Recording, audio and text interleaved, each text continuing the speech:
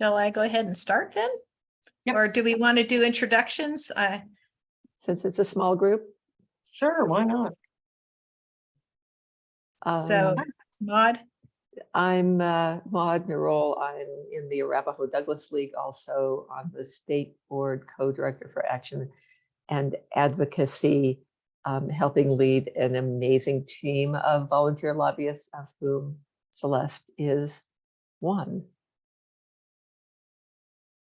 and I have been involved in the league for a couple decades, and mostly with voting issues, a little bit with education issues, and I've been a lobbyist since 2018. I'm Beth Hendricks. I'm the Executive Director of the League of Women Voters of Colorado. Loretta, want to say hi?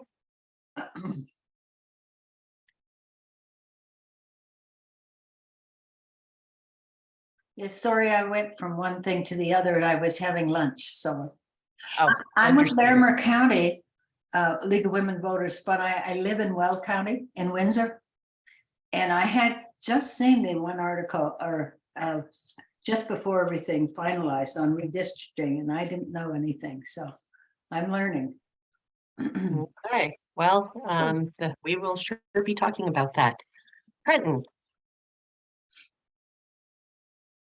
Sure, I have to make sure my stuff works here.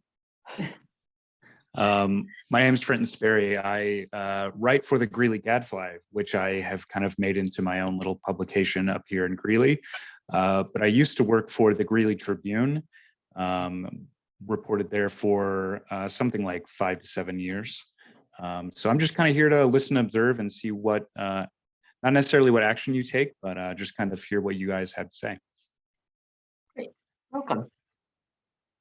So I think I should start talking about bills if I Yeah, don't have very much time to do that.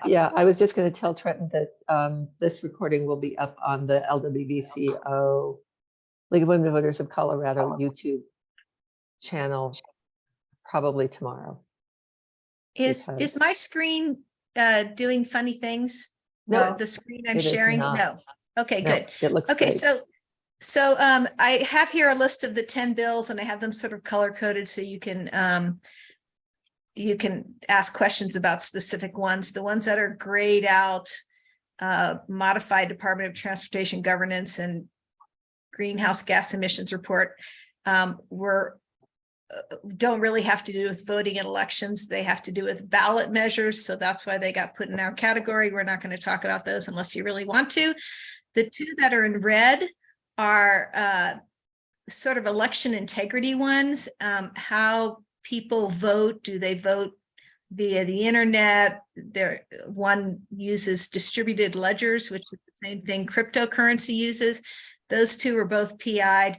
Right now, of the 10 bills, only 2 have not been postponed indefinitely, i.e. killed or PI'd. And the ones that are in yellow are the ones that have to do with candidates and how they go through their candidate process. One of those is still in play. It's House Bill 1206, the second one listed. County sheriffs and district attorneys. It needs to be renamed county sheriffs because they took out 80% of the bill. And they were going to talk about how they should be elected in a nonpartisan fashion. That all got taken out. The only thing that's left is sort of like a mini Hatch Act regarding campaign finance and how political activities of people who are elected, and it only applies to county sheriffs. So we are, I don't know if we're going to actually be monitoring that very much anymore. I think I'm going to ask a campaign finance person to take a look at it. One that's of particular interest to this group, probably, if you're here for the Weld County event, is the bold-faced one at the bottom of the first grouping, House Bill 1180, which is about county commissioner elections. And this one wanted to require all the large counties that are statutory, so Weld County actually wouldn't fall in this category since it's a home rule county, but it would require all the statutory counties to elect 5 commissioners, would not allow them to have only 3, and would set up a limited number of ways to elect them. Some of the local leagues have positions supporting those 5, the number 5 for county commissioners, and some do not have any position. So we felt as a state league, we could not take a position. The National League does have a position on proportional representation. So if we were to talk about this, we might want to talk about electing the county commissioners via proportional representation, not by districts. And the conversation was fascinating. I testified as an individual on this one. It's very clear to me that the legislators do not understand the meaning of at large and the ramifications of it, the meaning of proportional representation, the impact of district elections. It was fascinating to me. There was one about small counties. It's the third one on the list, House Bill 1149. Which would have loosened some of the requirements on number of vote centers or hours of operation for vote centers in small counties where not very many, they get very little foot traffic. And we were monitoring that one and it just got PI'd right off the bat on a party line vote. The last one to mention, unless you have questions on any of them, is another one that's still in play, which is House Bill 1185, the first one on the list.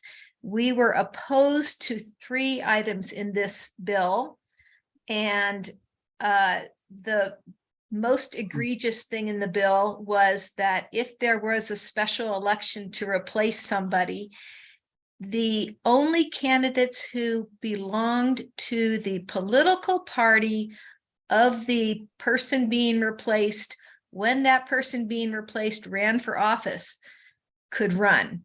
So it was a party protection thing, and the Republicans were very opposed to it. They're in the minority right now.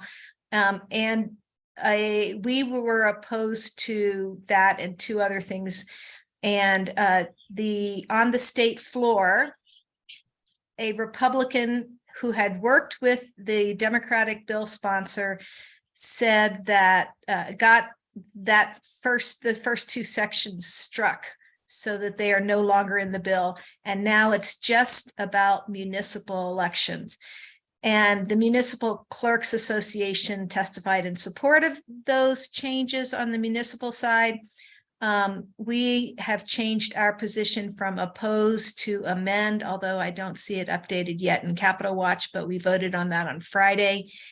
And that's, so Jeff Withers is working on that. He knows the Senate sponsor. Right now it is headed to the Senate and will be heard in committee on March 23rd.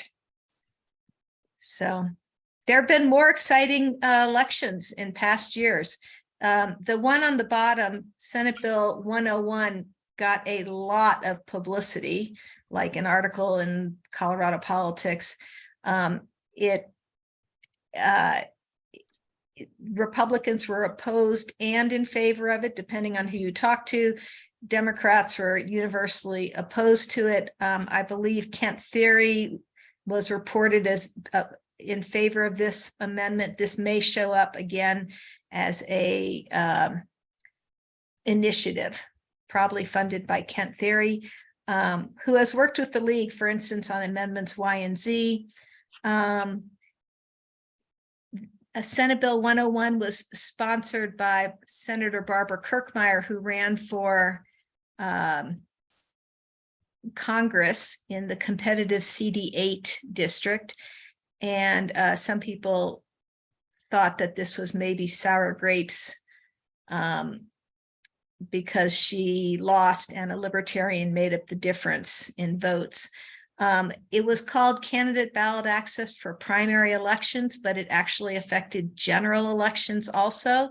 So that's why I have that little sick in there after the word primary.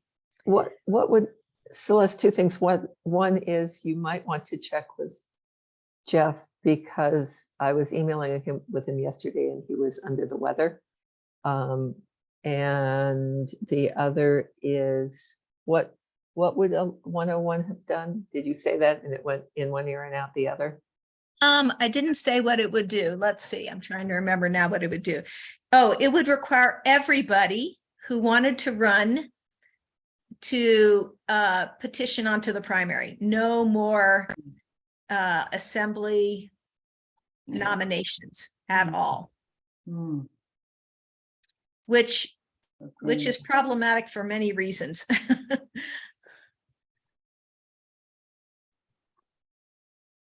So. What is the problematic part?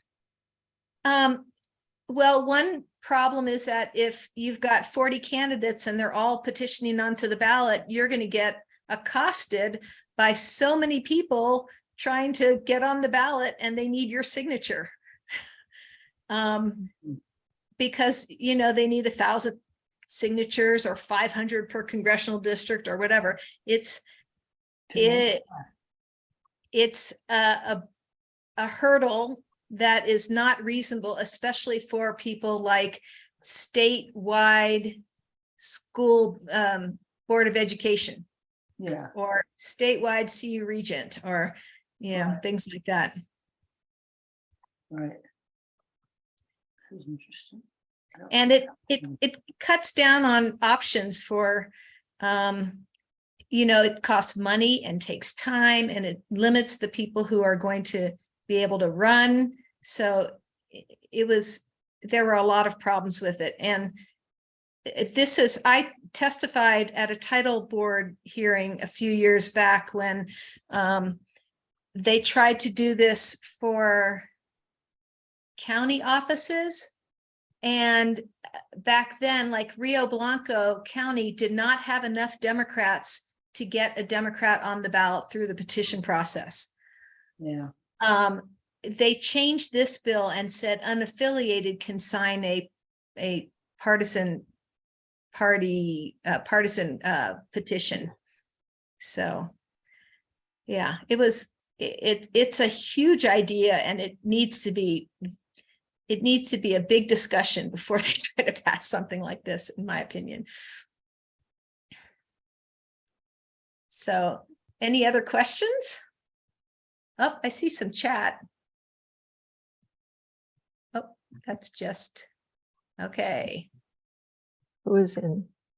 Just informational links. Bill Jerry Tracker Cummins on joined us. YouTube. Yes.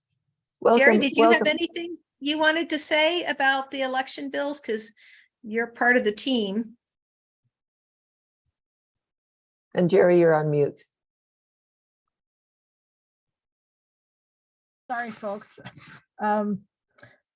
Nothing on these bills. I am looking at some of the proposed initiatives and the SCRs, the Senate concurrent resolutions and House concurrent resolutions, as these would, if they pass, all go to the ballot or gather enough signatures. There are, I believe, this is Wednesday, isn't it? Later this afternoon, there are 4, or sometime today, there are 4 proposals up before the title board to reduce the state income tax again. So those proposals range from, let's see, where are my notes? Well, they're not significant. It's not a big range. Currently, we're at 4.4% on state income tax. And this would reduce, one proposal would reduce it to 4.35 and another to 4.25%. And so those are up. We'll see where it goes. There is one that also would repeal, or a couple of them that would also repeal language in statute that relate to reducing the state income tax and refund of excess state revenue. It's CRS 39-22-627. So those are up. There's one that has not been assigned. These are House concurrent resolutions. There's a House concurrent resolution that is yet to be assigned, so I'm not tracking that one at all. There is one that deals with judicial discipline, and it's just sitting there, resting comfortably. I think they're waiting for some other things to happen to see whether they need to go forward on that. So on the screen, I put the title board agenda items for today. Thank you.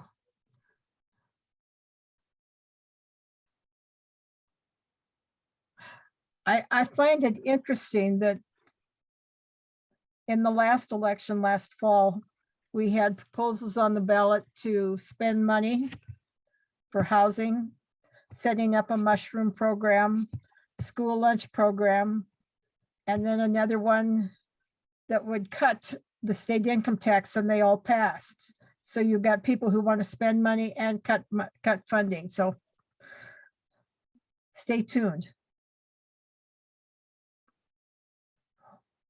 And thank you, Jerry and Celeste.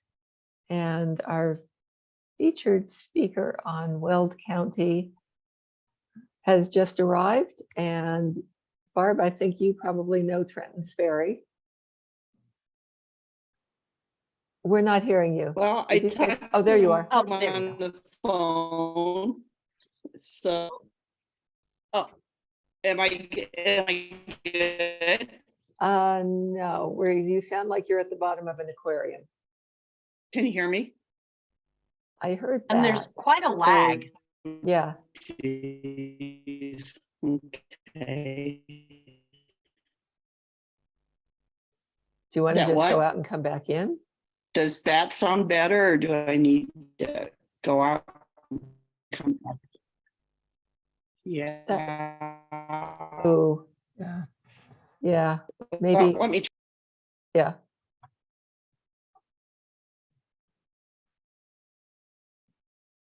So one other thing I'll say is that there has been talk about a presidential primary bill using a form of RCV called bottoms up RCV. RCV stands for ranked choice voting, and actually the state has no authority to conduct well, there would be a bill and it would have to give us authority to conduct a bottoms up RCV election. So, but I don't know if that's going to happen. There's less and less talk about that bill coming up. Try again, Barb. How's that work? Oh, perfect. Oh, good. I've never had really problems with it, but it seemed like I went through several channels to get here the first time. So anyway, can I screen share too? Is there somebody that can help me do that? Participants, yeah, I think I can. Oh, yeah, you are a co-host. I am. Just Oh, stand. good. Yep. All right.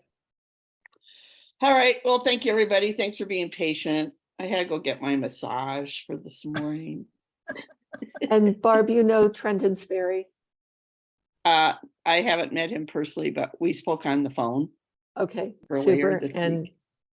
Loretta is a Larimer member, but lives in Weld. Oh, I know Loretta very well. I know Jerry Okay. very well. I know you very well, and I know Celeste very well. Okay, super.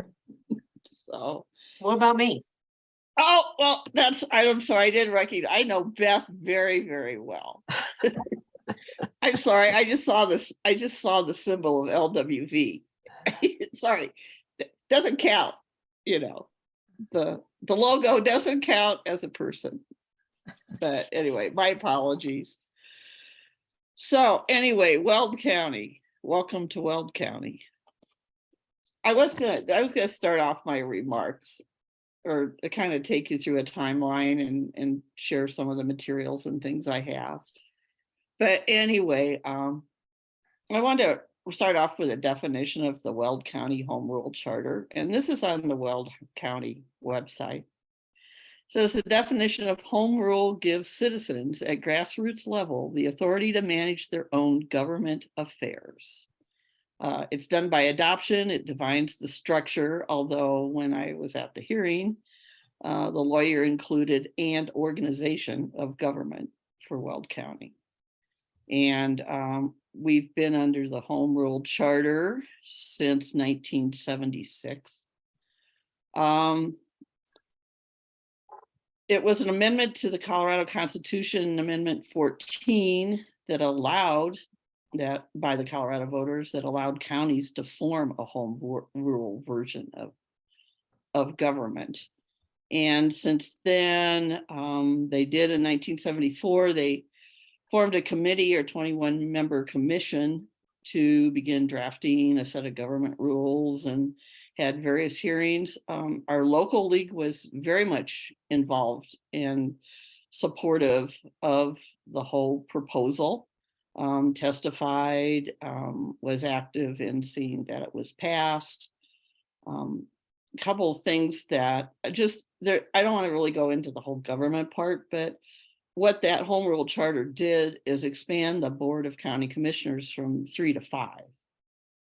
And right now, as the composition is, there's 3 that are elected by districts, District 1, 2, and 3, and 2 at-large members.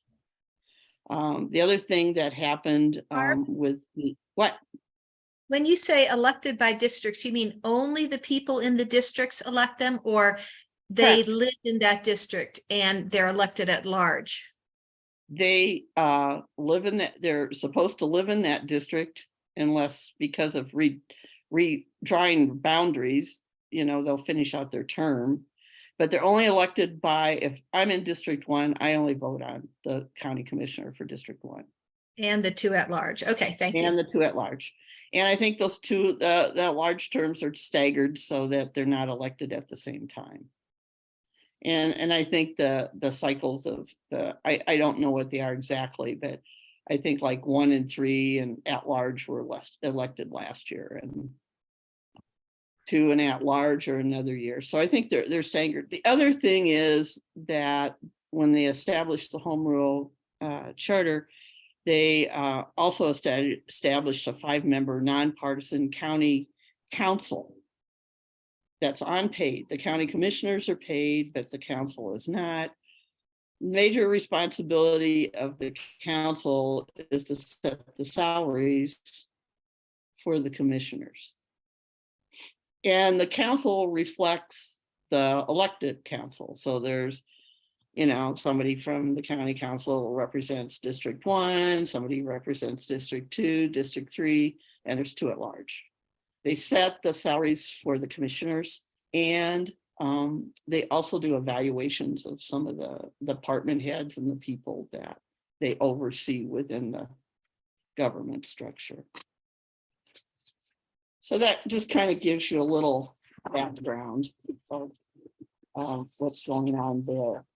I will say, maybe this is the time, I'm going to kind of lay the groundwork that in Article 3 of the Home Rule Charter, the Board of County Commissioners, Section 3-2 talks about setting up the districts, which is the structure. And I'll just read Section 1 and 2. 3 just talks about that they have to live in the district they represent.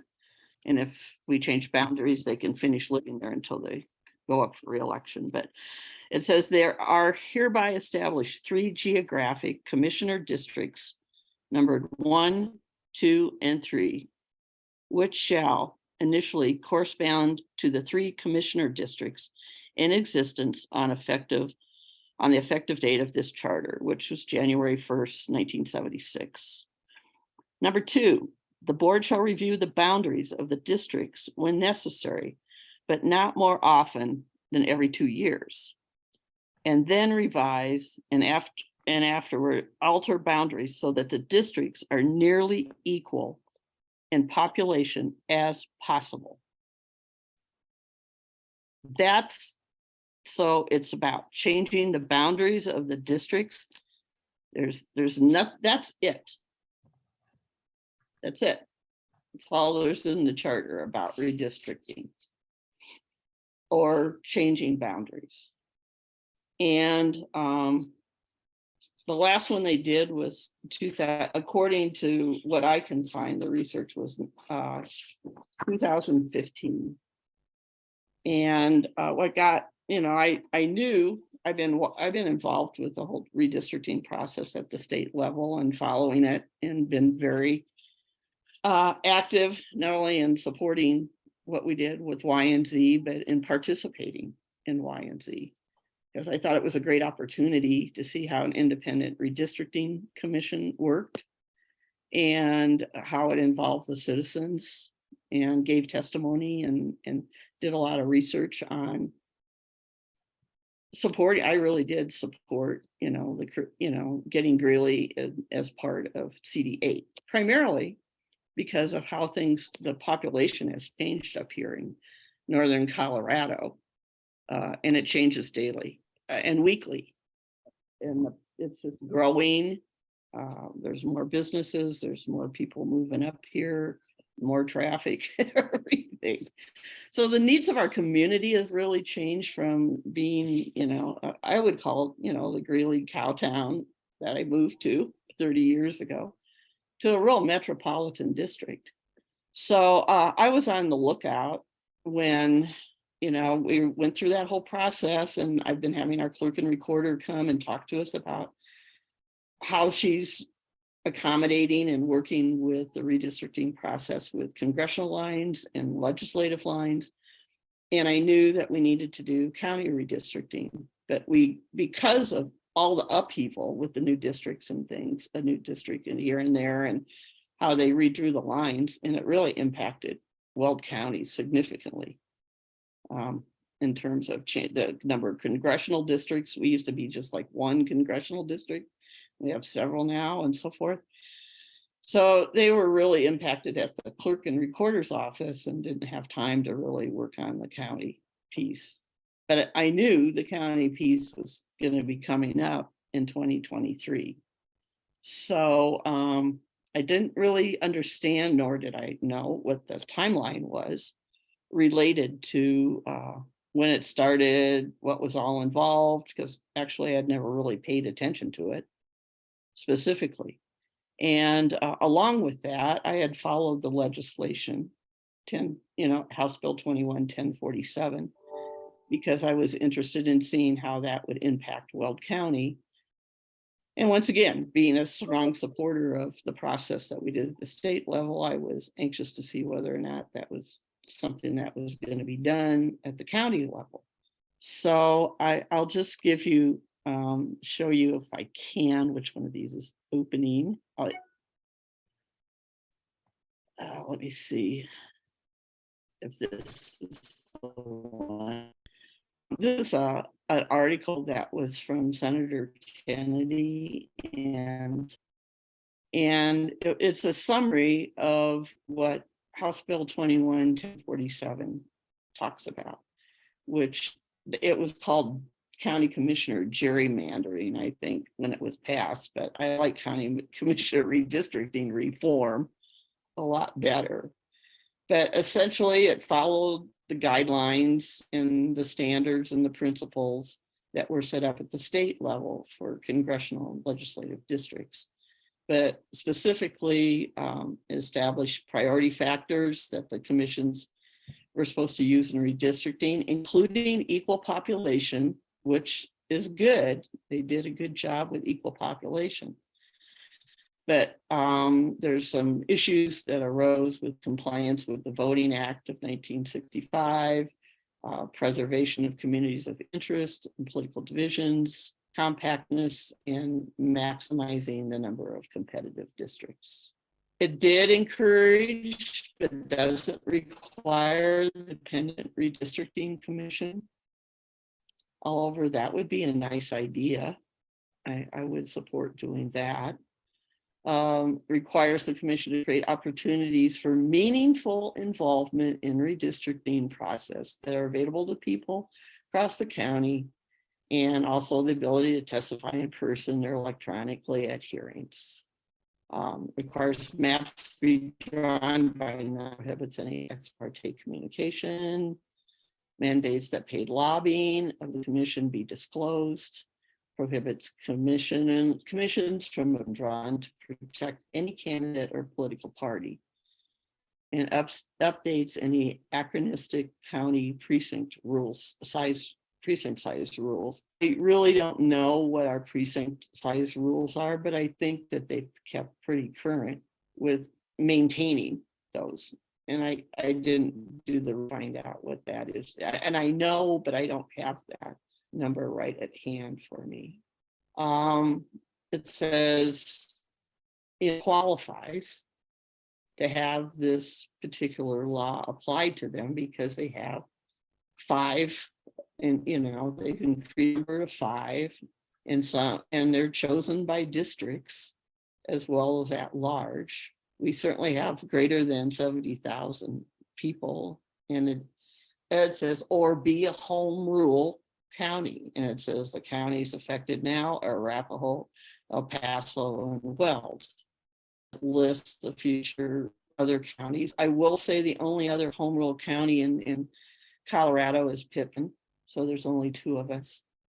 But to just kind of lay out what the expectations were and what we have, and probably just upfront to say that certainly the sticking point is it state law or is it home rule law that we're following? And I guess that's the question before us.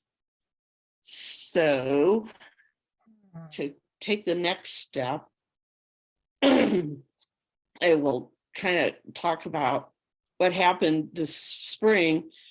Is that I set up a meeting for our league because we've been following redistricting, and had the clerk and recorder, Carly Coppice and Heather Leatherwood, come to talk to us about what was happening at the county and the state and the city municipal level.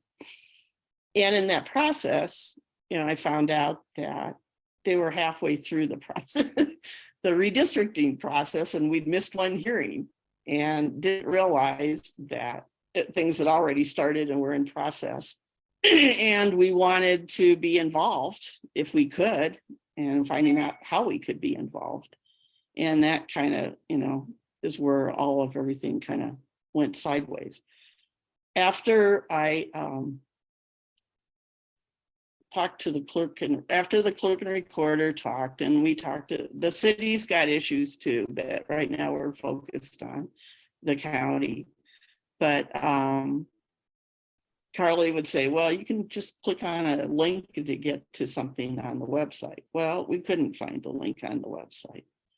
So anyway, what we did is she said, well, you need to write the county, the clerk to the board of commissioners and get any materials to, if you're interested in getting involved. So I was, and the next day I wrote, and this is the packet of materials that I got from the clerk to the board of the county of commissioners. I was going to try to get this bigger, but I don't know where I can do that. But essentially what's important here is that certainly Barb, it looks like there's Barb. What? Sorry, it looks like there's Yes. a bigger and smaller up on that bar up above, right up above where you're. Yeah, where it says proposed boundary map, then go right. Proposed boundary. Where it says up at the top, Over it says here, proposed bound. No, up at the top of your screen, it says proposed BOCC boundary map. And I then have in these- that I have bar, these- there are 2. She might not magnifying be able to glasses. see it very I well can't, I because couldn't, but just you've a got- second. text over it because of the, Of the Zoom bar. try Oh. Control Plus, try Control Plus. Control Plus. I know that if I stop sharing, I can, let me look and see, I can do it on my desktop If you can, okay, Okay, there. That's a little bit better. And I don't want to get it too big because you got to see the map. right. Back to screen share. Okay, and Celeste put in the chat that Jean Cleland and Beth Malmskog are Mom's both got her experts here. in precinct size. Right. And I would like to talk to them about it too. So anyway, in this little blurb here, it says, there's someplace in here, copies of the map showing the proposed boundary change and resulting in commission may be examined in the office of the clerk to the board. So that's the only place you could find the map. Just pointing this out after I got this. Now, you know, this was the notice that goes out for the last hearing, because there's only 2 hearings and we've missed the one in January 29th. So we are all getting ready to go to the first, you know, March 1st one. But here's the public notice that was in the paper about the public hearings. And I think it was back in the ads. I never saw it. And I know that's where they put a lot of their public notices. So, you know, as we go along there, one of my real issues is transparency and public involvement and access to the materials that we need.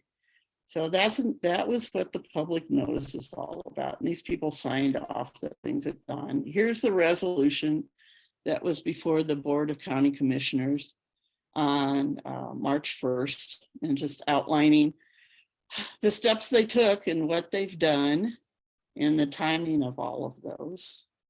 And that's where I had a better idea of what the timeline was.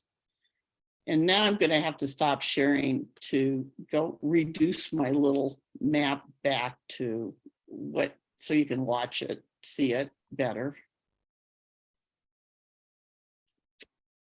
I didn't know I could be so good at this. Anyway, that's the map of the redistricting map.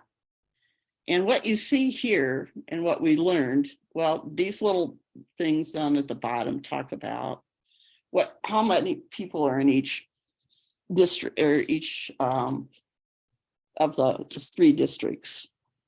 And the population's about 108 apiece. 108, I think the lowest was 108 and the highest was 110.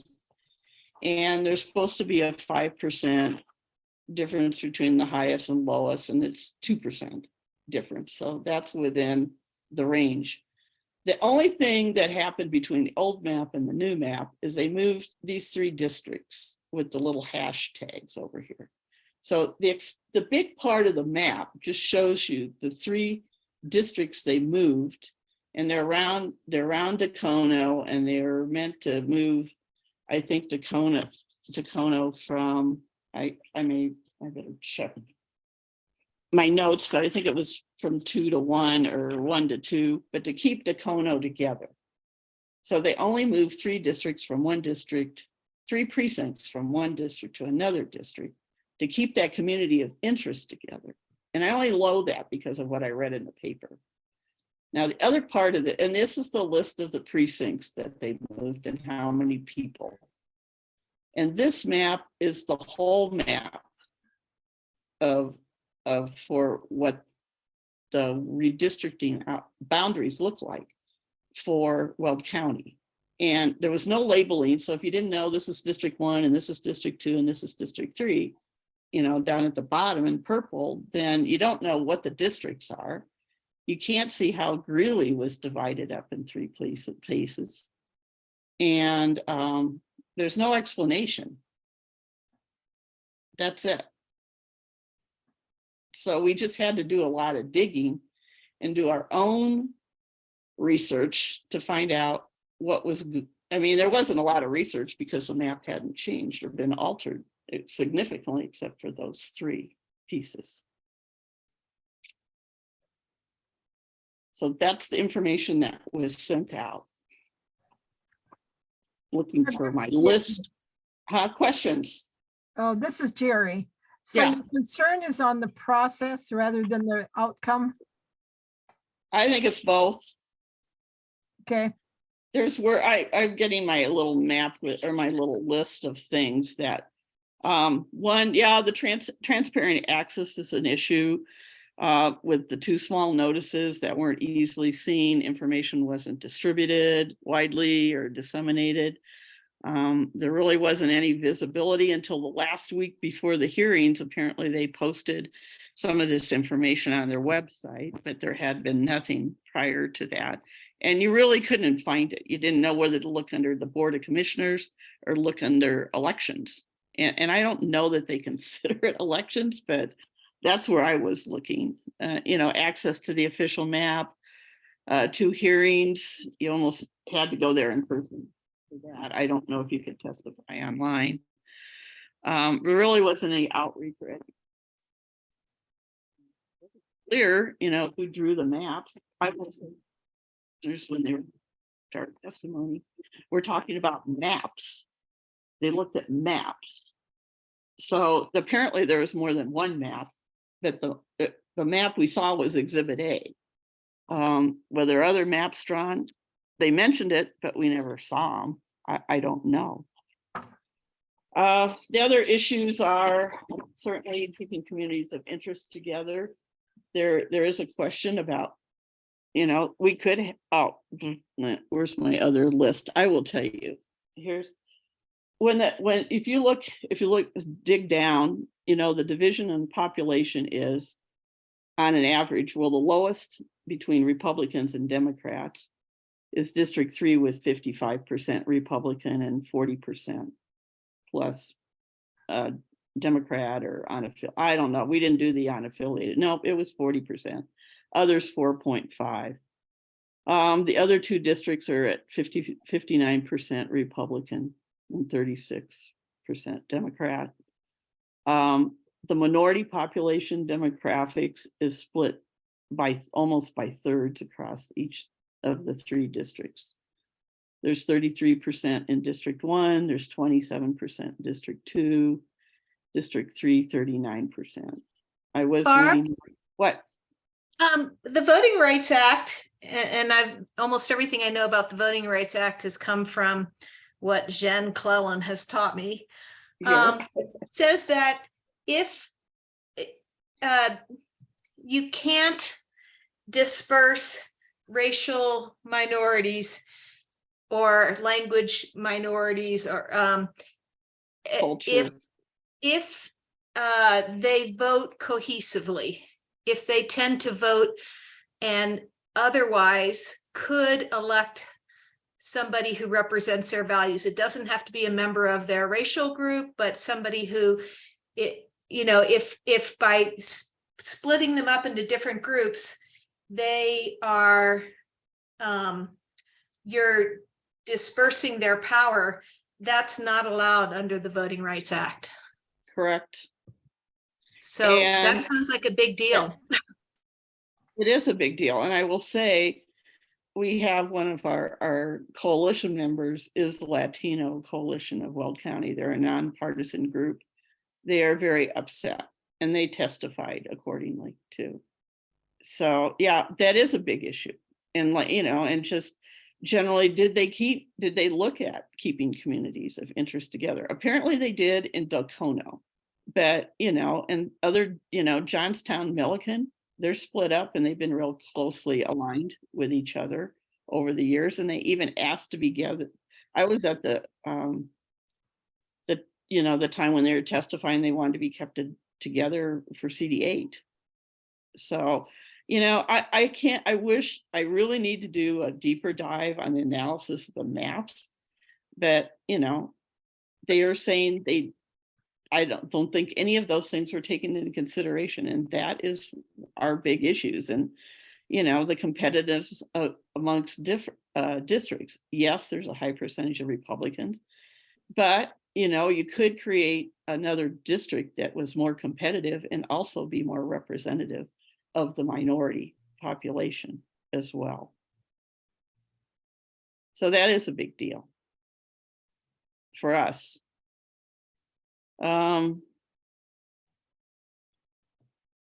We're not sure. There just seems to be a conflict of interest with the you know, are the commissioners picking the districts or are the voters selecting the districts? And are they using a process other than just drawing lines? And how open is that process? And how involved has the public been in it? Those are our issues. And certainly there is the big question of, you know, but I still say, even if they're saying that home rule can do what they want, home rule needs to be a lot better or improved to be representative of the people. And this is a growing dynamic county these days. Now, I'm Barb, thinking- oh, Go Yeah. ahead. Barb, what was the changes before and after this with the minorities? Were they more concentrated in one of the areas when they changed the boundaries? What was the change there? Well, since the map was pretty much the same, Yeah. I don't know this. I mean, I'd have to probably do the research. Yeah. But if those 3 precincts were only things that were moved, unless I think the minority population has increased, but I'm probably not the one to ask, but I don't know that. Mhm. But I think we need to be more specific and do some more research on all that data too. Jerry? Yeah, it seems like you've got several things that are kind of a toss up and not terribly clear at the moment. Okay. But I have a question. Does your home rule charter allow for citizen initiative? Yes. Write your own initiative on this. Oh, yeah. Oh, yeah. Put it on the Okay, well, ballot. that's in the, that's a consideration, because I printed it out. I don't think I have it right in front of me, but you have to circulate a petition to get so many, you know, just like you do with any initiative, Yeah. get a certain I mean, percentage. it would be a lot of work, but I know it would be. you said that they could revisit the district boundaries or the redistricting every 2 years. Mhm. So you're probably looking at the next 5 years project. Right. Well, I don't know how many, but I know it's more than a year. I know it's, Right, but you have to let these 2 years go by and you have to, you've got to put all your ducks in a row. yeah, I get it. I don't know if I'm still where my energy level will be at that time. But I understand, I get it. that's a realistic. No, I understand. I think that is probably, But it's And- probably coalition building too, not just the league. oh, I absolutely. That's besides trying to, you know, process this more, get more information, get more clarity around the issues and coalition building. Those are kind of the things I'm thinking about right now. Or sit down and work with your commissioners and say, we'd like this process to be adopted as a guideline. Okay, Set it out. Yeah, with X and Y or Y and Z, pardon me. right. We ended up going to the legislature and got them to approve it and send it to the ballot, which was certainly easier than doing a petition and a campaign and all of that, but Yeah, absolutely. Oh, now, you know, there's money that would need to be spent either way, Right. whatever we do, but yes, I agree. So no, it's a good suggestion and confirms one of my options and thoughts. Any other comments or? well, I just think success is best done at the local level. Okay.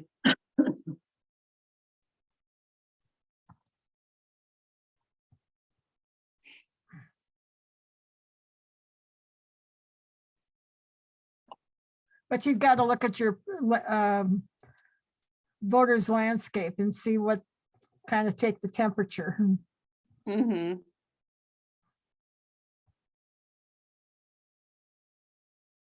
That's a good point. That's been a thought as well. And probably not, one was to get information out, start the process, start the conversation, get some more minds on it. And go speak at other groups. Right.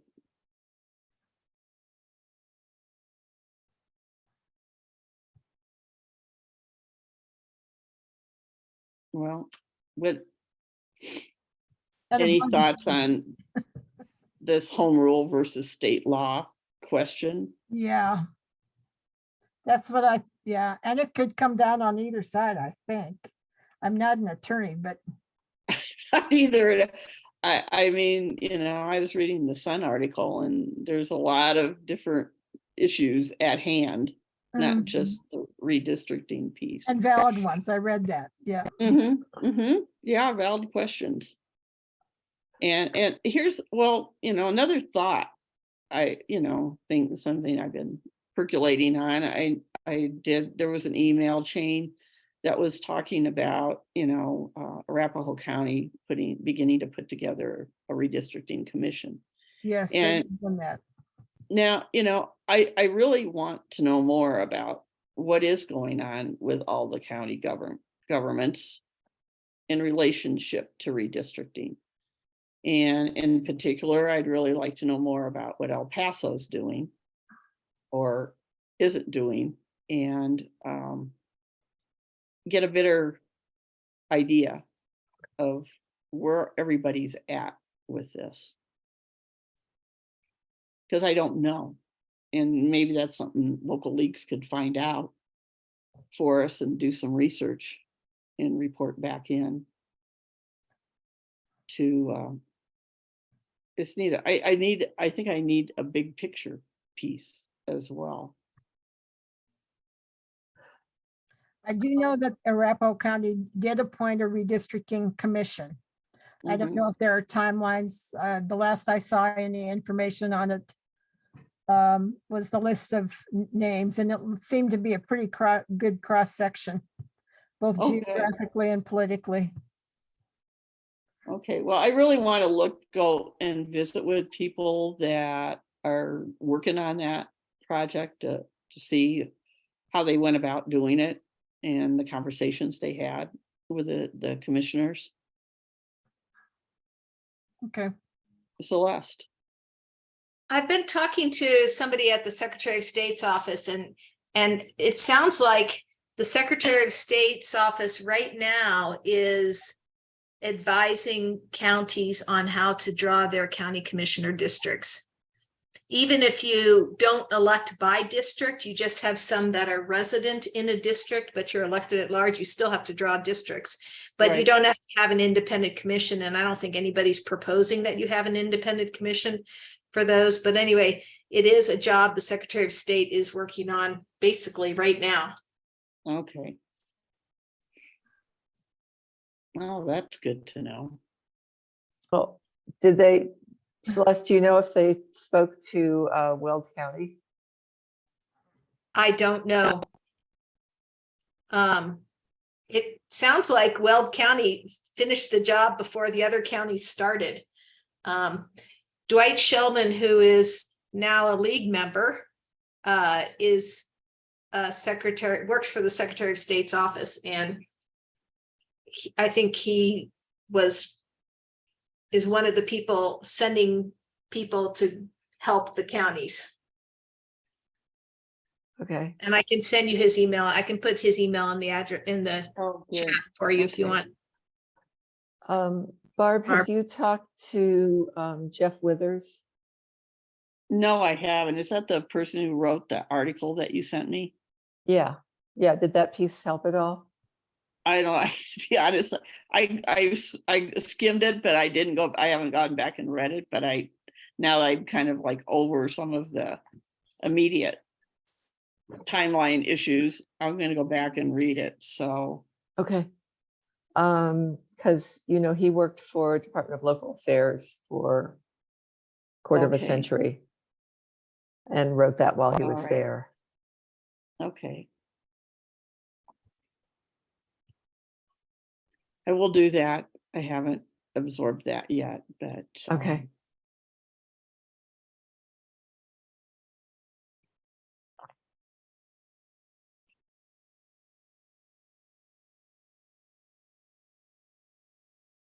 Oh, geez, change the state statute. Wow.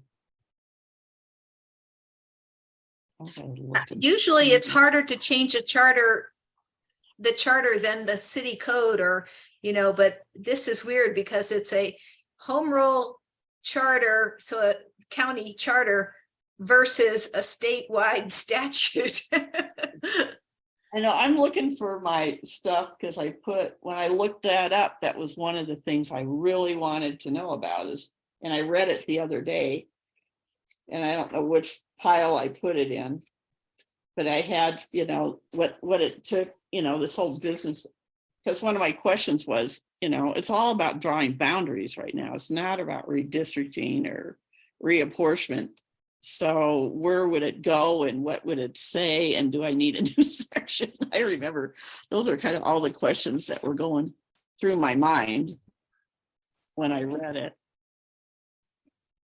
And it was going, like Jerry, I'm going, oh, geez, I know what that's all about.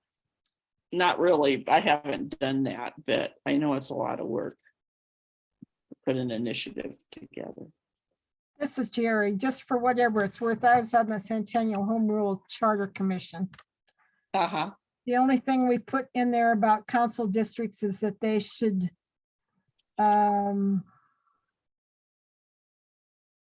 I'm reading here, districts shall be contiguous and compact and Right. shall have approximately the same number of voters.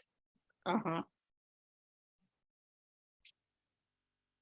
And it has to be made at least 100, any district has to be completely, you know, drawn at least 180 days prior to any election. Now that's municipal. Right, okay. Well, somewhere in that, in 1047, they said this all has to be completed by September 30th. I know that's a deadline. I will tell you that when we wrote the charter, the commission was elected in a November election, and we had 120 days only from that election to complete the charter. I'm telling you, we worked nights, we worked weekends, we worked through the holidays. Oh, my goodness. Wow. I know. Well, if we end up rewriting the charter, Jerry, I'll call you. And then we had to go campaign to get it passed. Oh, that's We had to go back to the voters for approval within 6 months. Oh, geez. I don't know. How much time, Jerry, did they have to campaign to get it approved? Let's see, from November to June. So that's 7 months, I guess. 7 Mhm. months. And that's in state law. No, that's to write the charter, right? No, to write the charter was 120 days. And then, but I'm confused. So the election was in November to, To elect the commission. and then they, for the next 120 days, they wrote They the wrote charter, and then they had to campaign to get it adopted. Correct. So that was from June to November. No, it was Or- from November to June. November to June was writing the charter or campaigning to get it November to, what's 120 days from 4 November? months, 4 months. Okay. Okay, so to March, Oh. we had to have it done in March. And then we had another, and we had to have the election by early June, so. Okay, Erie is going through this right now, and so I'm trying to figure out, it might be different for home rule cities versus home rule county. Well, yours was a City. yours was a city also. Okay, No. so they will not be electing this in November. They'll be doing it in some odd time of the year. Okay, thank you. Okay, I did find the piece about procedures to amend or repeal the charter is a petition needs to be signed at least 5% of the total number of registered electors, or a resolution adopted by the board submitting the proposed amendment or amendments to the qualified electors. And then it has timelines. How many days ahead of time? Yeah.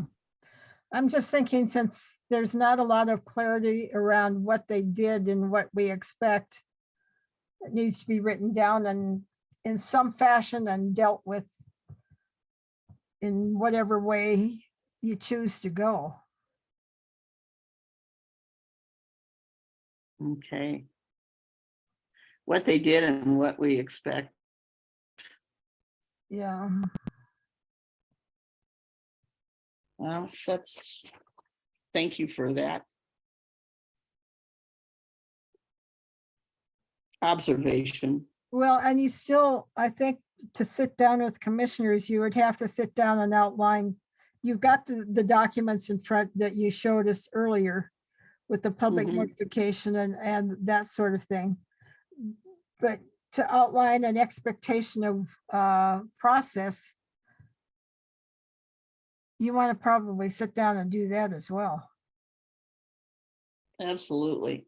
Well, that is one of my, I mean, process, visibility, participation. I think this is, as I said, this is the first time I've really paid real close attention to it. And I think this is just how they've always done it. There hasn't been any questions raised or any expectations how to do it differently. Yeah.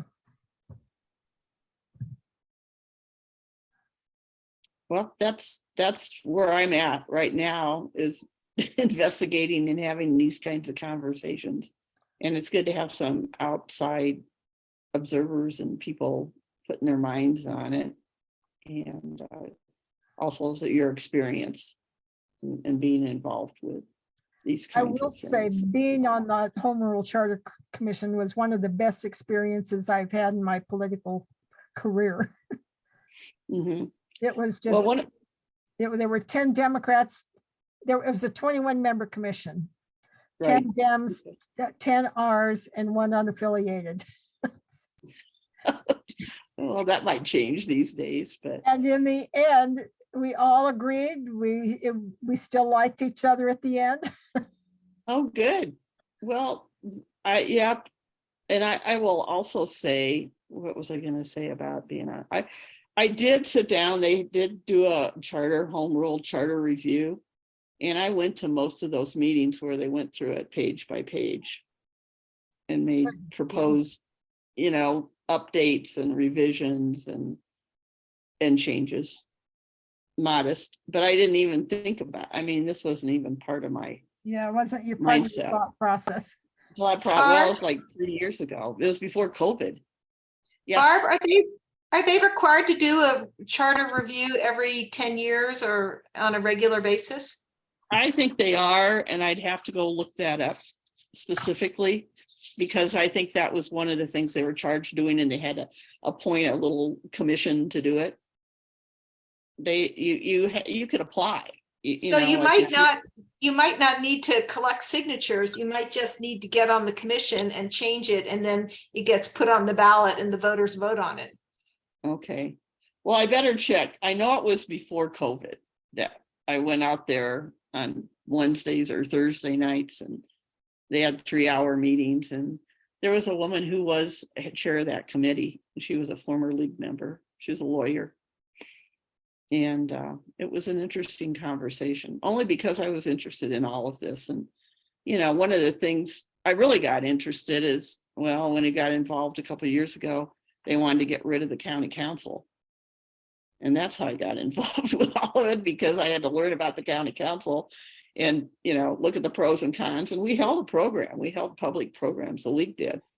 And we had Bruce Barker come out and speak. And we had the people who wanted to get rid of it and the people who wanted to keep it have a debate. And we ended up voting to keep it.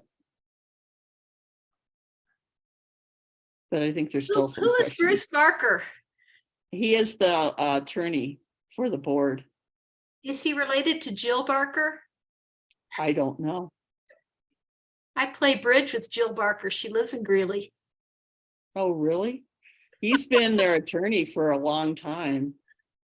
She's, Ever since you I- know, she's an engineer. She's my age or not, maybe probably younger. I don't know. Anyway, Oh, he's a lot older. He's like my age. I'm gonna ask Jill if she's related to Bruce. Okay, well, I kept calling him Bob by mistake because I watched Price is Right. But anyways, I don't know. I think that's all I have, Maud, unless there's some other questions. I think this has been a good conversation. I've appreciated the input and thoughts. Jerry? I don't have a question, but the thought just occurred to me. Colorado Counties, Inc. must have some information.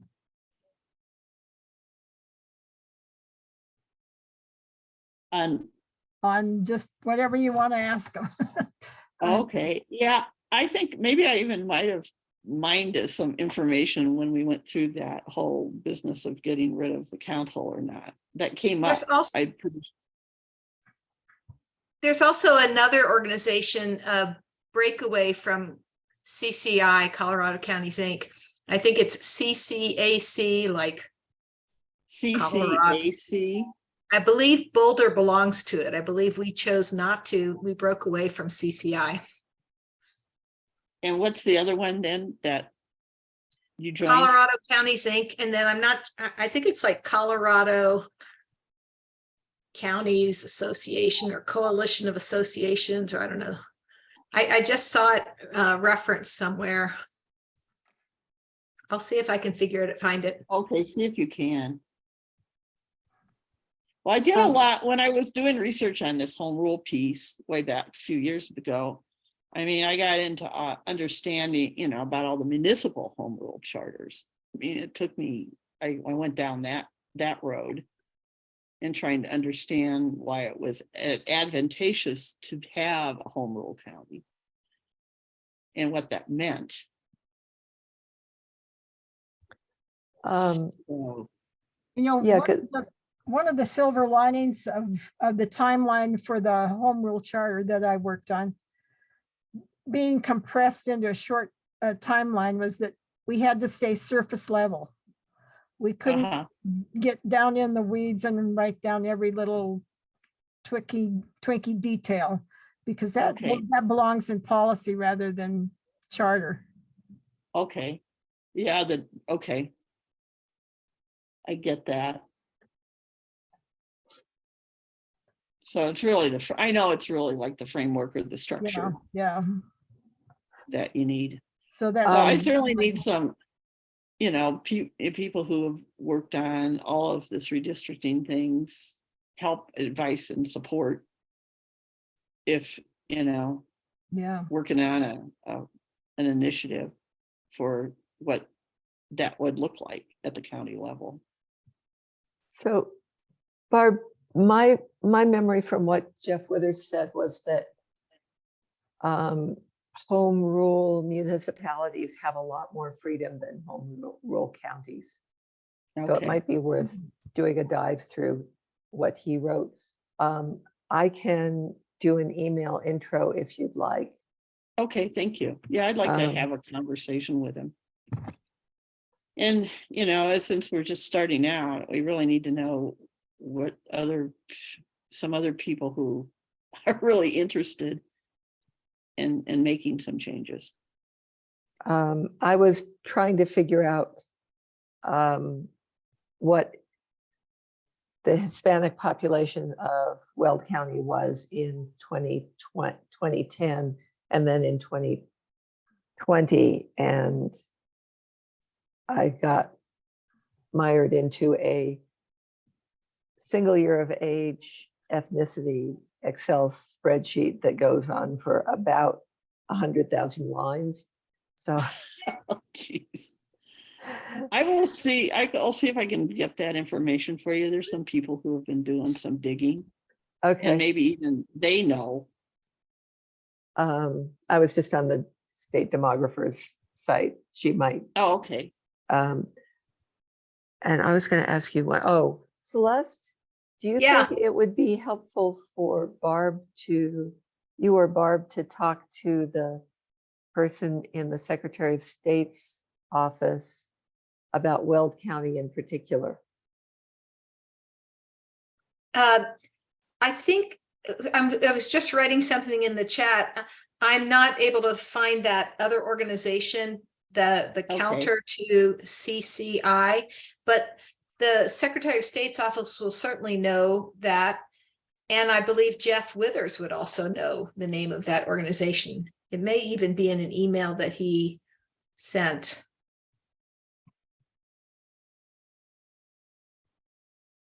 I'm writing down his address.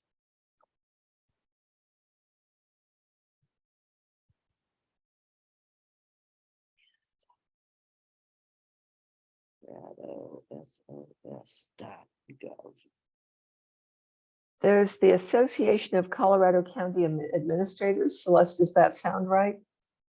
Or maybe not. It It's could be. ACCA.colorado.gov. I'll look it up. Yeah.